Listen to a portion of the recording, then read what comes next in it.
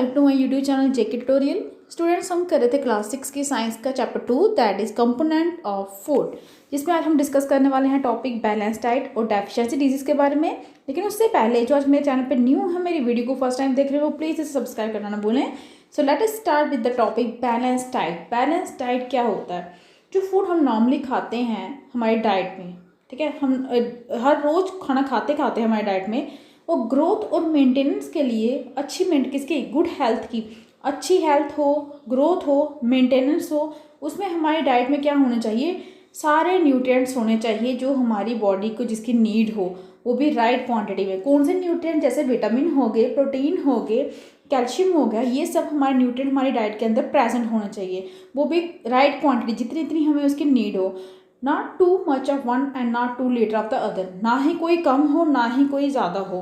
Diet जो है उसके अंदर होना चाहिए अच्छा अमाउंट रफेज का भी, वाटर का भी।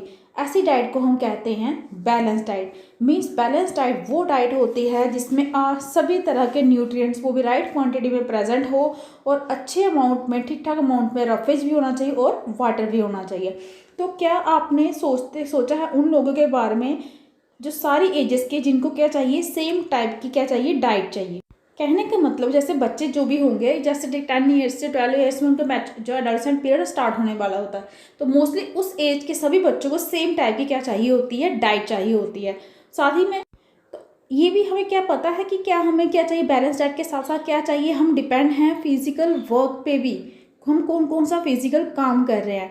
एक मतलब चार्ट बनाइए, आप क्या खाते हो पूरे वीक का, हर एक वीक, पूरे वीक आप चार्ट बनाएंगे। मंडे को आप क्या खाते हो, ब्रेकफास्ट में क्या खाते हो, लंच में क्या खाते हो, डिनर में क्या खाते हो, और चेक कीजिए कि क्या सारे के सारे न्यूट्रिएंट जो मेंशन किए हमने, विटामिन्स हो गए, प्रोटीन्स हो गए, मिनरल्स हो गए, क्या वो सारे प्रेजेंट हैं एक में? जा सारे जो भी हम खाना पूरे वीक में खा रहे हैं, मतलब वो न्यूट्रिएंट हमें प्रॉपरली मिल रहे हैं?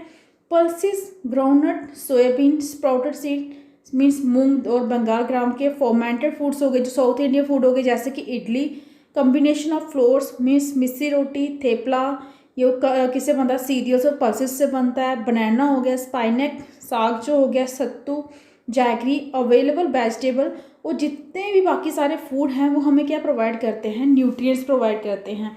तो इसलिए एक हर किसी को क्या खाना चाहिए? Balance diet without expensive food material.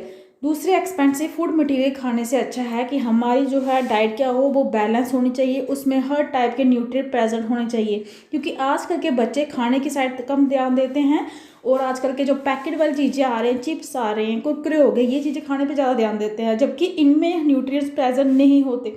Nutrient हमारे प्रेजेंट होते हैं हमारे घर की रोटी में। जैसे हमने जिस डिस्कस किया, रोटी हो गया, बनाना फ्रूट्स वगैरह हो गए, स्पाइनेक हो गया, ग्रीन वेजिटेबल्स हो गए, फ्रूट्स हो गए, इनमें न्यूट्रिएंट प्रेजेंट होते हैं। तो हमें क्या करना चाहिए? खाना चाहिए, वो भी राइट काइंड का, ठीक है, राइट काइंड का खाना खाना चाहिए। लेकिन राइट काइंड का खाना भी सिर्फ इनफ नहीं है हमारी बॉडी के लिए, ये कुक भी प्रॉपरली होना चाहिए ताकि इसके जो न्यूट्रिएंट्स हैं वो लॉस ना हो खाना बनाते टाइम। इसको इतने ध्यान से बनाना पड़ता है। क्या आपको इस बारे में पता है कि कुछ न्यूट्रिएंट्स जो है वो लॉस हो जाते हैं, मतलब निकल जाते हैं खाने में से, जब हमारी कौन सी प्रोसेस होती है? कुकिंग की, प्रिपरेशन की। जैसे कि वेजिटेबल्स और फ्रूट्स, उनको धोया जाता है कटिंग के बाद भी, कटिंग से पहले भी, उनको पील ऑफ करने से पहले, किसी के छिलके उतार रहे हो उसको भी धोया जाता है, छिलके उतारने के बाद भी धोया जाता है। तो इतना बार बार वॉश करने के कारण उसमें कुछ विटामिन्स का क्या हो जाता है? लॉस हो जाता है। जो स्किन होती है वेजिटेबल्स की, फ्रूट्स की, उनके अंदर विटामिन्स होते हैं, मिनरल्स होते हैं। सिमिलरली जब हम बार बार धोते हैं राइस को या पल्सेस को, तो उसमें से विटामिन्स क्या हो जाते हैं? रिमूव हो जाते हैं। विटामिन्स, मिनरल जो उनके अंदर प्रेजेंट होते हैं बार बार धोने के कारण। हम सभी को पता है कि कुकिंग से क्या होता है? इम्प्रूव करती है टेस्ट किसका? फूड का। और कुकिंग करने से ही वो ईजिली क्या हो जाता है? हमें डाइजेस्ट हो जाता है। हम किसी को कच्चा खा रहे हैं, ठीक है, किसी को, जैसे आप रेडिश मूली ले लो, ठीक है, कच्चा खा रहे हैं, वो ईजिली डाइजेस्ट नहीं होगी, लेकिन जब आप उसको बना के कुक करके खाएंगे तो आपकी बॉडी उसे ईजिली डाइजेस्ट कर लेगी। सेम टाइम पे कुकिंग का result loss of certain nutrients भी होता है, नुकसान भी होता है, मतलब न्यूट्रिएंट्स का लॉस भी होता है ड्यूरिंग कुकिंग। तो क्योंकि बड़े सारे यूजफुल जो प्रोटीन्स हैं, जो अमाउंट ऑफ मिनरल्स हैं, वो लॉस हो जाते हैं अगर ज़्यादा वाटर यूज़ किए जाए कुकिंग में, जहाँ उसमें से निकाला जाए। मतलब बार बार धोने से, वॉश करने से वेजिटेबल्स वगैरह को, जो कुकिंग मटेरियल को, उनमें से जो न्यूट्रिएंट्स हैं उनका लॉस हो जाता है। जैसे विटामिन सी है, वो ईजी डिस्ट्रॉयड हो जाता है हीट से, जब हम उसे खाने पे बनाते हैं। जिन चीज़ों में क्या होता है, विटामिन सी प्रेजेंट होता है, जब हम उन्हें गर्म करते हैं तो वो वहाँ पे ईजिली क्या हो जाता है, डिस्ट्रॉय हो जाता है, ख़त्म हो जाता है। तो क्या ये सेंसिबल नहीं है कि इंक्लूड करने चाहिए कुछ फ्रूट्स और वेजिटेबल हमें अपनी डाइट में? ठीक है, तो वो जो ये सोचता है कि फैट्स जो हैं वो बेस्ट फूड है खाने के लिए हर टाइम पे, वो जो ये सोच रहा है कि फैट्स जो है उसमें बहुत एनर्जी होती है, तो हमें हर टाइम फैट वाली चीज़ें खानी चाहिए। कटोरी ले लीजिए, जो बाउल होती है जो फैट की, वो आपको ज़्यादा एनर्जी देती है। किससे? कटोरी किसकी? कार्बोहाइड्रेट रिच फूड की। क्या ऐसा होता है कि नहीं होता? तो so he ate nothing but food rich in fats, means और वो कुछ नहीं खा रहा, वही खाना खा रहा है जिसमें ज़्यादा क्या है, फैट्स हैं। फ्राइड फूड जैसे समोसा हो गया, पूड़ी हो गया, स्नैक्स वगैरह, मलाई हो गया, रबड़ी हो गया, पेड़ा, स्वीट्स, ये सब चीज़ें खा रहा है। तो क्या आप सोचते हो सिर्फ ये करना क्या ठीक था, सिर्फ फैट्स वाली चीज़ें करना ठीक होगा? No, of course not. नहीं, ऐसा नहीं, ऐसा ठीक बिल्कुल भी नहीं होगा।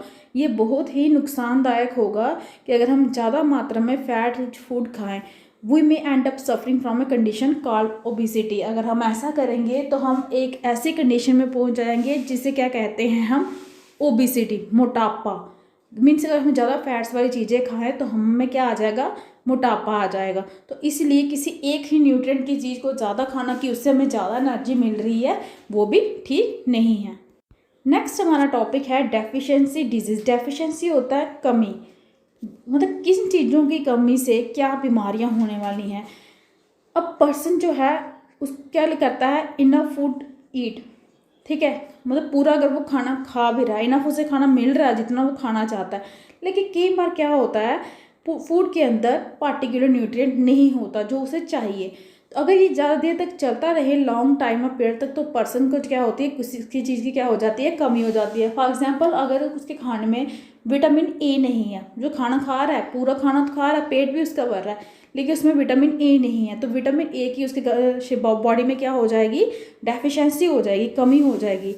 तो डेफिशिएंसी जो होती है वन और मोर न्यूट्रिएंट की, उसके कारण क्या हो जाती है, डिजीज़ हो जाते हैं, जब डिसऑर्डर आ जाता है बॉडी के अंदर।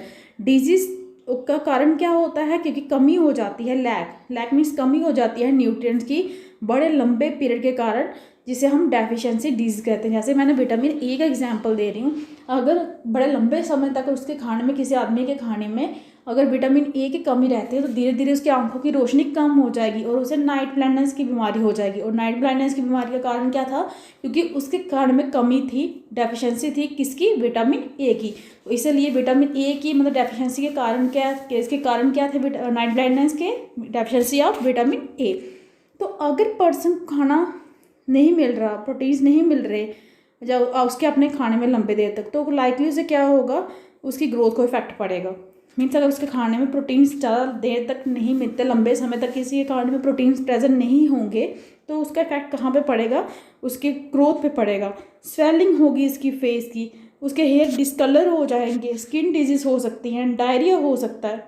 मीन्स कि अगर किसी की बॉडी के अंदर कमी हो जाए प्रोटीन की, उससे उसकी ग्रोथ पे इफेक्ट पड़ता है, उसका फेस स्वेल करने लगता है, उसके हेयर के कलर ख़राब हो जाता है, स्किन की डिजीज़ होती हैं और डायरिया भी होता है। अगर डेफिशिएंसी हो खाने के अंदर, डाइट के अंदर डेफिशिएंसी हो कार्बोहाइड्रेट और प्रोटीन की बड़े लंबे समय तक, तो ग्रोथ तो स्टॉप हो ही जाती है। ऐसा पर्सन बिकम वेरी लीन, बहुत पतला हो जाता है, वीक हो जाता है, और वो चलने के काबिल इतना वीक हो जाता है कि वो चलना भी उसके लिए मुश्किल हो जाता है। जो डेफिशिएंसी होती है अलग अलग विटामिन की और मिनरल की, उसका रिजल्ट क्या होता है, कोई ना कोई डिजीज़ हो जाती है या डिसऑर्डर हो जाता है बॉडी में। कुछ मेंशन किए हैं यहाँ पे आपको टेबल 2.3 में भी हम डिस्कस करेंगे। और जितने भी डेफिशिएंसी डिजीज़ हैं उन्हें हम प्रिवेंट कर सकते हैं अगर हम क्या लें, बैलेंस डाइट लें। हमारी डाइट क्या होनी चाहिए, बैलेंस होनी चाहिए। बैलेंस डाइट का मतलब सभी टाइप के न्यूट्रिएंट जो है हमारी डाइट में प्रेजेंट होना चाहिए। इस चैप्टर में हमने आस्क किए रीज़न कि क्यों वाइडली वेरिंग जो फूड है डिफरेंट रीजन में क्यों होता है अलग अलग वैरायटी का, और उसे कैसे डिस्ट्रीब्यूट किया गया होता है। ये डिस्ट्रीब्यूशन में हमने फाइंड किया और इंश्योर किया कि हमारी जो मील है वो क्या होनी चाहिए, बैलेंस होनी चाहिए, उसमें अलग अलग टाइप के क्या होना चाहिए, न्यूट्रिएंट होना चाहिए जिसकी नीड हो किसको, हमारी बॉडी को। तो यहाँ पे देखिए ये आपका टेबल 2.3 बताया गया है, जो बताया गया है कि अगर विटामिन ए की कमी हो तो आपको नज़र किसकी कमी होती है, लॉस ऑफ विजन, आपकी नज़र कम जो हो जाती है। तो नाइट ब्लाइंडनेस भी बोलते हैं, ऐसे कहने का मतलब पुअर से ही नहीं दिखेगा, अंधेरे में नहीं दिखेगा, समटाइम कोई तो कम्प्लीटली हो सकता है दिखे ही नहीं। विटामिन B1 की कमी से बेरी डिजीज होती है, वीक हो जाते हैं इसमें मसल, बहुत कम एनर्जी होती है बॉडी के अंदर, काम भी नहीं कर सकते। विटामिन C की कमी से स्कर्वी होती है, ये डिजीज़ है, इसमें से ब्लीडिंग होती है गम से, जो जख्म आते हैं वो बहुत टाइम लेते हैं भरने में, जल्दी ठीक नहीं होते। विटामिन D की कमी से रिकेट्स की डिजीज़ होती है, इसमें बोन्स जो होती है सॉफ्ट हो जाती है और बेंट हो जाती हैं, आसानी से टूट जाती हैं। कैल्शियम की कमी से बोन और टूथ दोनों डिके, ठीक है, वीक बोन्स होता है, दांत टूट जाते हैं। आयोडीन की कमी से गॉइटर होता है, जिससे होता है कि ग्लैंड्स जो होते हैं नेक के वो स्वेलन हो जाते हैं, मेंटल डिसेबिलिटी आ जाती है चिल्ड्रन में। आयरन की कमी से एनीमिया, खून की कमी हो जाती है, वीकनेस आ जाती है। तो ये था कि कौन से न्यूट्रिएंट की कमी से कौन कौन सी बीमारी होती है और उसके क्या क्या सिम्टम्स हैं। और इसके साथ ही आपका जो चैप्टर था कंपोनेंट्स ऑफ फूड भी वो भी कंप्लीट होता है। आई होप कि आपको अच्छे से समझ आ गया होगा। आज के लिए इतना ही, नेक्स्ट टाइम डिस्कस करेंगे इसके टेक्सचर क्वेश्चन।